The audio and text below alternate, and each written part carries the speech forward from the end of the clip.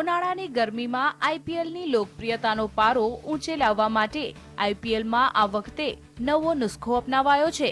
આઈપીએલની આ સિઝનમાં ગ્રાન્ડ ઓપનિંગ સેરેમનીના બદલે દરેક ટીમના હોમ ગ્રાઉન્ડ ઉપર પ્રથમ મુકાબલા પહેલા ઓપનિંગ સેરેમની યોજાઈ રહી છે.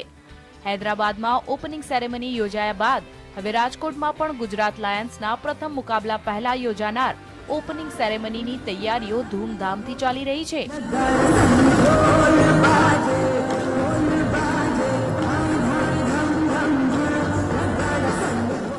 ઓપનિંગ સેરેમની નાની હશે, જેમાં લાઇટિંગ અને ફાયર ક્રેકર્સથી ખંડેરી સ્ટેડિયમ ઝગમગી ઉઠશે.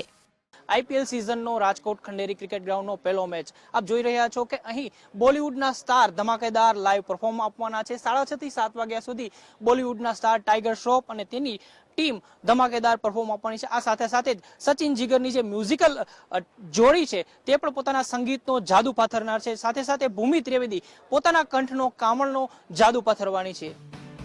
આ સિવાય આ સેરેમનીમાં બોલિવૂડ સ્ટાર ટાઈગર શ્રોફ, રામલીલાથી ફેમસ થયેલી સિંગર ભૂમિ ત્રિવેદી અને મ્યુઝિક કમ્પોઝર ગુજરાતી જોડી સચિન અને જીગર રંગ જમાવશે. જોકે પહેલા એવા સમાચાર હતા કે કેકેઆરનો ઓનર અને બોલિવૂડ સ્ટાર શાહરૂખ ખાન પણ આ ઓપનિંગ સેરેમનીમાં હાજરી આપશે, પરંતુ હજી સુધી શાહરૂખના રાજકોટ આવવા ઉપર કોઈ એંધાણ નથી. આપણો પહેલો મેચ 7મી તારીખે Gujarat Lions versus Kolkata Knight રાઇડર્સનો છે અને એ મેચ દરમિયાન સાંજના 6:30 થી 7 વચ્ચે એક ઓપનિંગ સેરેમનીનું ભવ્ય આયોજન કરવામાં આવેલ છે.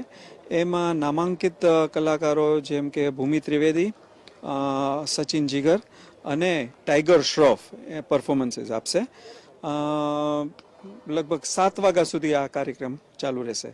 એ સાથે લગભગ 350 જેટલા જુનિયર આર્ટિસ્ટ અહીંયાની જે ફ્લેવર, કાઠિયાવાડી ફ્લેવર અને એના ટ્રેડિશનલ ડાન્સીસનો, ટ્રેડિશનલ પરફોર્મન્સીસનો એની સાથે સંકલન કરવામાં આવશે.